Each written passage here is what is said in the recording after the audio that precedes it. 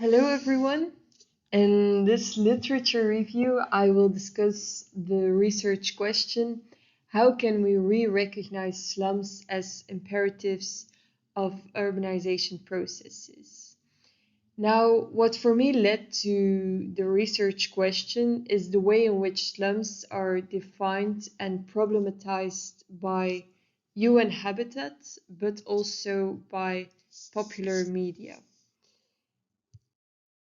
As in popular media, but also in academic writings, etc., slums seem to be the stages where struggles of the 21st century city manifest.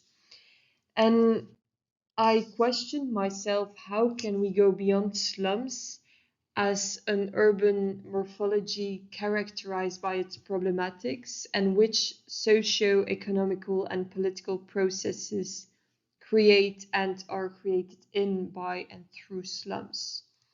Or, as Ananya Roy questions it, maybe better than I, in her article Slumdog Cities Rethinking Subaltern Urbanism, which she wrote in 2011, she asks, how can we understand the inevitable heterogeneity of Southern urbanism, that which cannot be contained within the familiar metonymic categories of megacity or slum, and that which cannot be worlded through the colonial wound? Now, these questions I will try to tackle in my literature review. But first, I would like to go on with this. So, how can we re-recognize slums as imperatives of urbanization processes? Maybe before we dive deeper into this question, I would like to pinpoint that understanding slums as a theory may be more a matter of language use. As I have said in the beginning, narrow definitions of slums by UN Habitat and others make me question the use of the word slum. And so does the article at the website Decolonizing Geography as well. Why the word slum should not be used in geography classrooms. And they argue that slum stereotypes categorize and others slums from the formal city. And by doing this, it obscures linkages between the normative city at one hand and the slum at the other hand. Also, by using the word slum, we are neglecting complex roots and structures behind the settlements, and also by using the word slum, or by categorizing certain areas as a slum area, it also justifies and supports actions on slums, but for example, slum clearances that are not tackling the roots of slums or the roots of the manifestation of slum areas.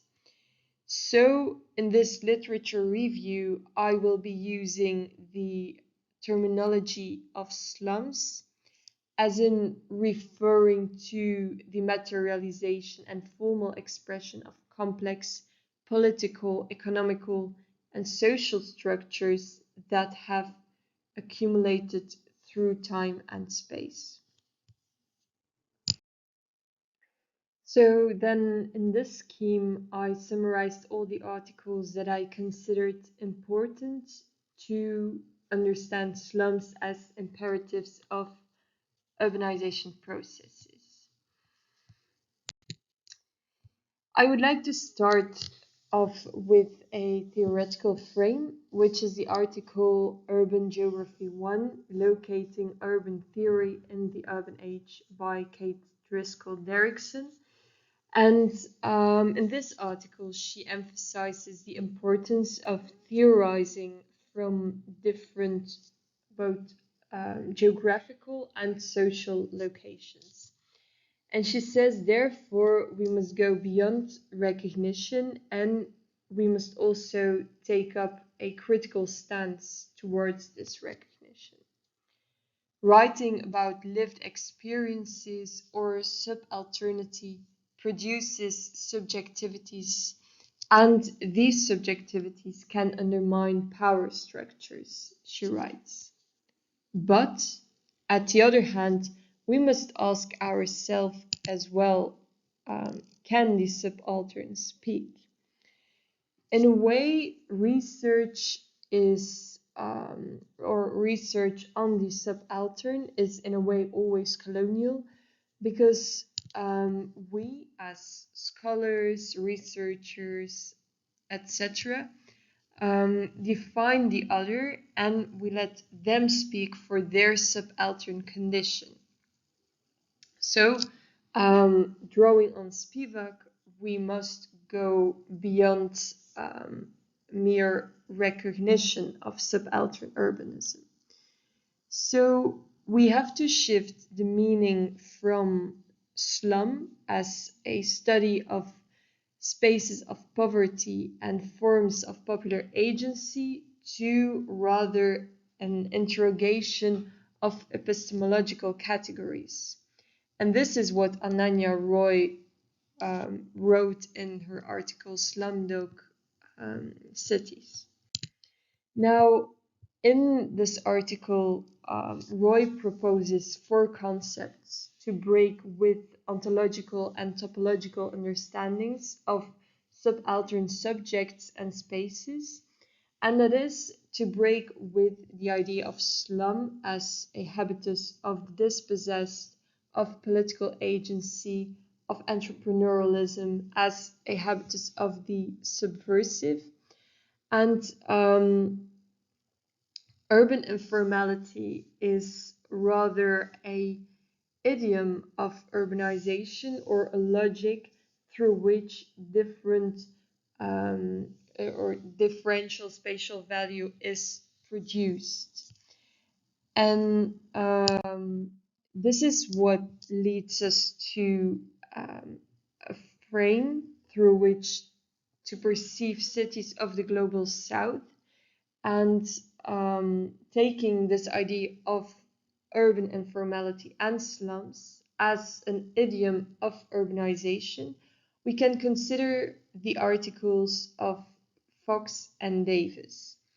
They both write on the origins of slums, and I think this is an important step in order to further develop a recognition on slums. So Jean Fox gives a post-colonial approach and explains the slum phenomenon in sub-Saharan Africa because he says the phenomenon of slums occurs because of persistent government failure. He says that there are underlying structures of exclusion and there is a big anti-urban shift in sub-Saharan Africa back in the past.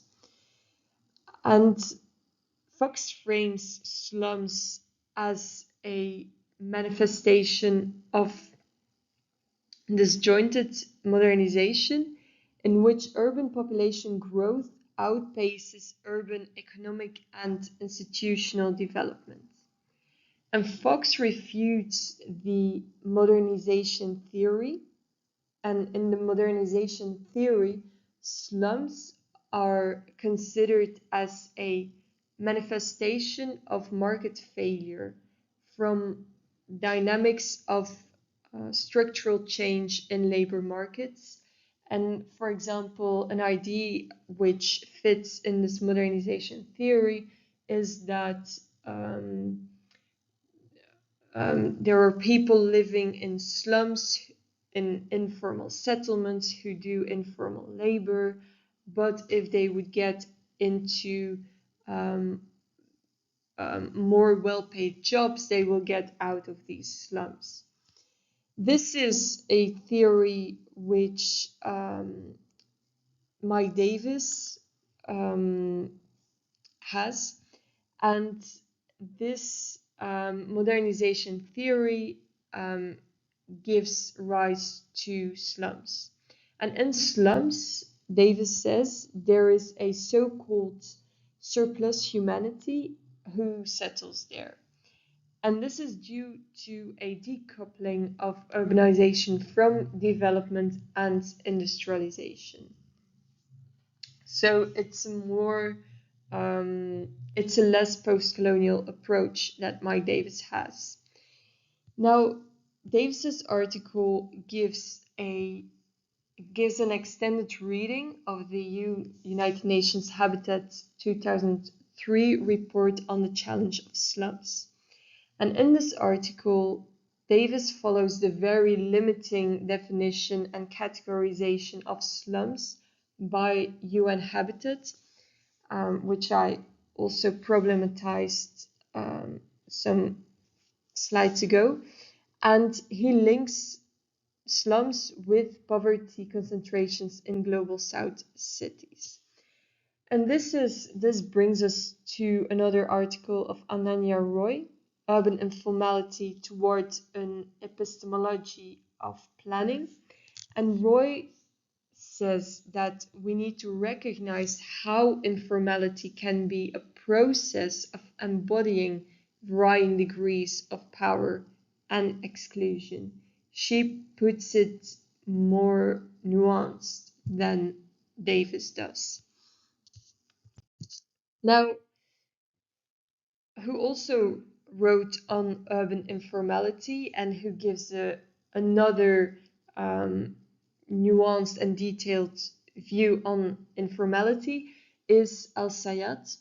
And he says that the current era of liberalization and globalization is giving rise to a new form of informality. We have to step back from the dualistic understanding of formality and informality. And so, for example, he says one can belong to both formal and informal sectors, and informality can be used as a strategy in order to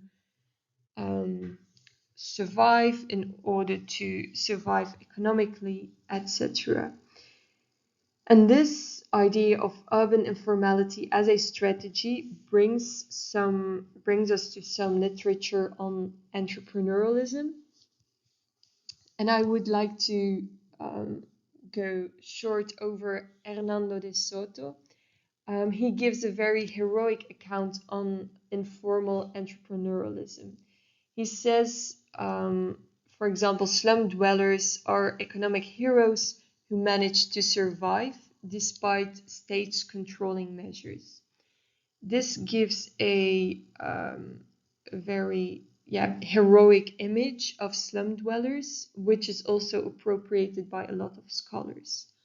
But it might reduce slum dwellers to the surviving poor as well.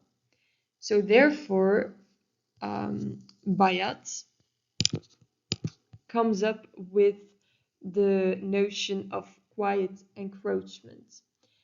As he says, entrepreneurialism is not about social movements nor about survival strategies, but it's more about meeting needs and about searching almost creative ways to improve their lives via a cumulative encroachment on cost of the state. This is also what Colin McFarlane writes, and she writes that there is need for greater attention to the co-production of entrepreneurialism, as urban entrepreneurialism involves always different actors of both formal and informal categories, as we have seen in the previous slide. And there is always a shared production. So this notion of shared production brings us to the article or shared production and the entanglement of formal and informality. It brings us to one of the last articles I will consider in this literature review, to the article of Banks, Lombard, and Mitlin, Urban Informality as a Site of Critical Analysis. And they, what they write about in their article is that political, they go, they talk about urban informality beyond the poor, and there are always, the urban informality is always linked to relations of power, of political economy, and there's always an entanglement with formality. And they research what is the distribution of resources and where is power consolidated, who can be hurt. They speak about an informal formal continuum rather than a categorization. So they also talk about how different groups use urban informality for different purposes and in different ways. So going back to Al-Sayad's notion of urban informality as a strategy. Now, by so having said all this and going through or quickly through all these articles that are writing on slums, but also on urban informality, which is in a way entangled with slum settlements, I would like to question, after all, can we still talk about slums? And there is a quote of Kim Dovey, which I find very interesting here. Once we enter into the complexity of particular conditions of a given settlement, we find much less use for the word slum. So as I've said in the beginning, it's very problematic to use the word slum when not knowing what processes, what hidden power structures are behind the slum settlements as material settlements, as a morphology. And it brings me to 4 remarks I have. So as I said, when you talk about slums, specify the slum. So I think it's very important when you talk about the slum to know these what is happening in the slum, how the slum looks like, what socio-economical processes cause a slum. Also, slums are often linked with density, but there is more than this image we have of slums where people live very densely together. So what about the non-slums that are still informal settlements, where there are still maybe the same processes as we know in slum settlements, but that are not recognized as slums? Because this recognition might also be a step to improve lives in certain areas. So it's not that we have to ban the use of the word slum, as it may institutionally help people as well.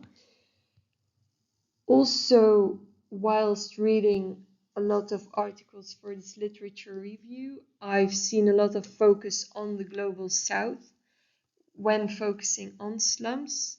There was a huge focus on poverty and marginality and the global south, but I also want to broaden this notion of slums to the global, as it's not something that manifests in one part of the world solely. And then, as last remark, I would like to think about subaltern theory, so subaltern policies. Can we go towards critical urban practices? And with this, I want to focus on if we recognize slums as a manifestation of a lot of socio-economical processes and problems as well, and of a huge informal sector which is giving rise to slums in a way. If we know all that is behind slums, can we then go to subaltern policies as well, which are maybe more encouraging people who live there, and not only people who live there, but also giving opportunities for a better way of living there. So I think that's an important topic to think about as well, that which kind of policies can give rise to grassroots movements, to bottom-up movements, and which can support people there. So that's all I wanted to say in this literature review. I hope you grabbed the big lines, and I hope I gave you some curiosity to read the articles more in depth, because I went through a lot of articles and I think it's very superficial, but it's maybe a good introduction to this topic. So thank you for listening and watching, and have a good day.